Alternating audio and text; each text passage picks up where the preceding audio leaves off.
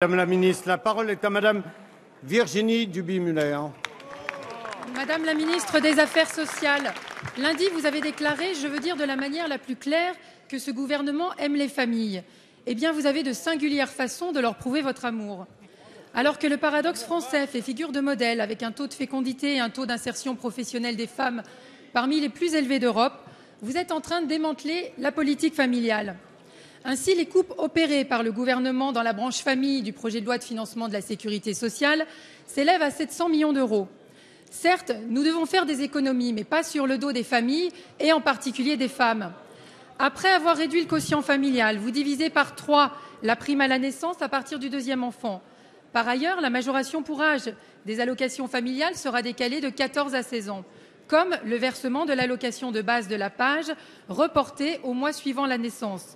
Le montant de l'aide à l'embauche d'une assistante maternelle va quant à lui être réduit de moitié pour les familles qui ont plus de 4 000 € par mois, sans parler de la refonte du congé parental qui risque de renvoyer les femmes au foyer faute de mode de garde. Bonjour le progrès social. Vous dites ne pas remettre en cause l'universalité de la politique familiale, mais ce sont les femmes qui seront les premières victimes de ce lourd rabotage. Enfin, pour éviter tout débat, y compris dans votre propre majorité, le groupe socialiste a mis à l'écart les députés frondeurs de la commission des affaires sociales pour tenter de les bâillonner. La méthode est assez infantilisante, d'autant que certaines mesures seront mises en œuvre par voie réglementaire pour ainsi court-circuiter le Parlement. Madame la ministre, pourquoi remettre en question une politique qui a fait ses preuves et dont vont pâtir les milieux modestes?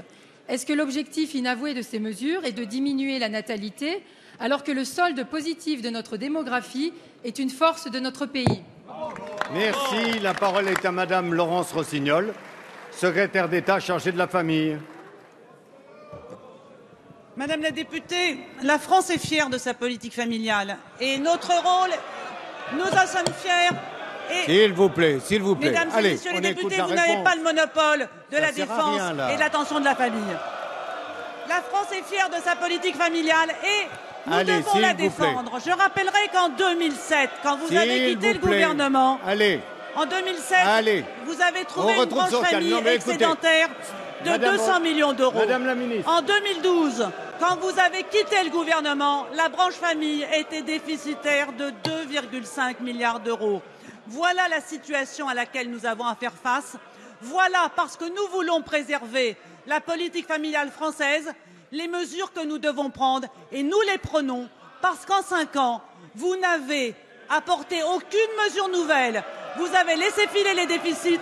Non, et vous s'il vous plaît, engagé aucune réforme structurelle de la politique familiale. Pas de ça. Voilà les mesures que nous prenons aujourd'hui. Je vous rappelle que nous sommes co-responsables de l'image donnée par l'Assemblée. S'il vous plaît, on écoute la réponse. Allez. Mesdames et messieurs les députés, vous aurez l'occasion de vous exprimer. Nous répondons à 3 principes dans les économies que nous faisons.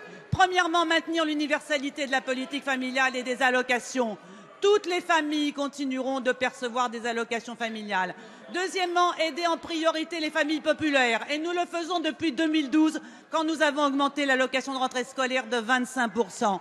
Ensuite, aider les familles pauvres et particulièrement les enfants pauvres. Et nous prendrons toutes les mesures auxquelles nous nous sommes engagés dans le plan pauvreté. Mesdames et messieurs les députés, aujourd'hui, nous faisons le choix de maintenir la politique familiale en continuant d'investir dans les modes d'accueil. Un budget reste en progression constante parce que vous avez, entre 2002 et 2012, baissé de 118 000 places les modes d'accueil des enfants de moins de 3 ans dans les écoles. Nous en ferons 275 000 pour les accueillir.